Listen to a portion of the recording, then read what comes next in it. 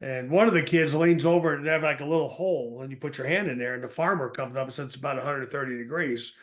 So this kid leans over and looks at it, and the fucking phone goes down into the his brand new his brand new 15 was it iPhone iPhone 16. whatever iPhone 15 goes in there.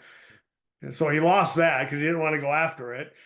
And then they push what they do is they push fiber. They have manholes and they have a thing called handholds. You and I called it a fiber vault.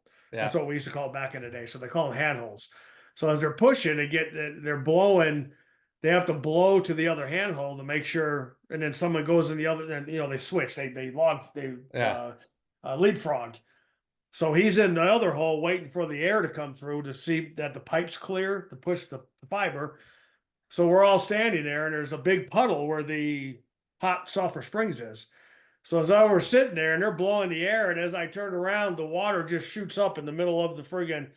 So the coupler of the conduit is busted.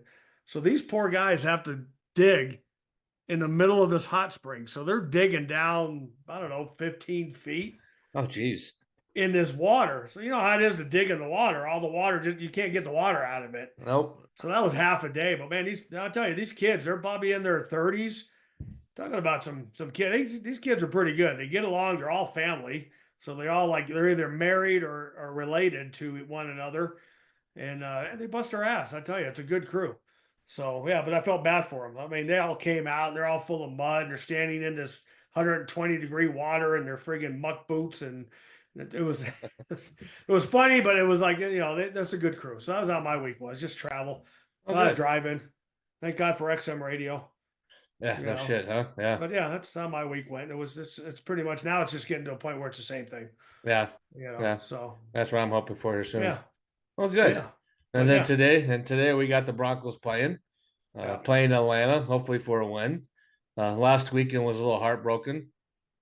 Yeah, and I got something to say about last week. And a walk-in field goal, which after the whole week listening to all the radios like that, they actually knew. Kansas City Chiefs knew that guard that was blocking there and was a weak link.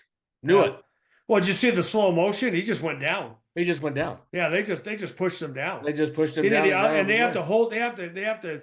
They call it play dead for 2 seconds. All they have to do is hold it for 2 seconds. Yeah. But here's my problem.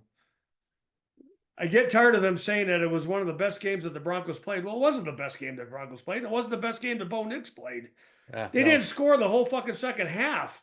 So how could that be a great game if they can't even score? If they have to score every time they touch the ball, especially against the Kansas City Chiefs, because they got some weird luck going on.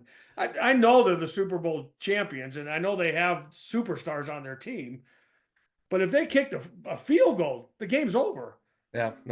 So don't I get tired? Oh yeah, man, that's the best game we ever saw. Bo Nix. Well, if it's the best game, you can't score in the second half. It obviously wasn't the best game. Yeah, no, it was. I mean, the Broncos have turned it. I mean, again, it's that luck that you need that Kansas City. I mean, when we won the Super Bowls in 98, 90, 97, 98, I think is what it was. We had luck. Yeah. But again, it's all you got to do is block. All you got to do is push them back and hold them. All you got to do is hold them for 2 seconds.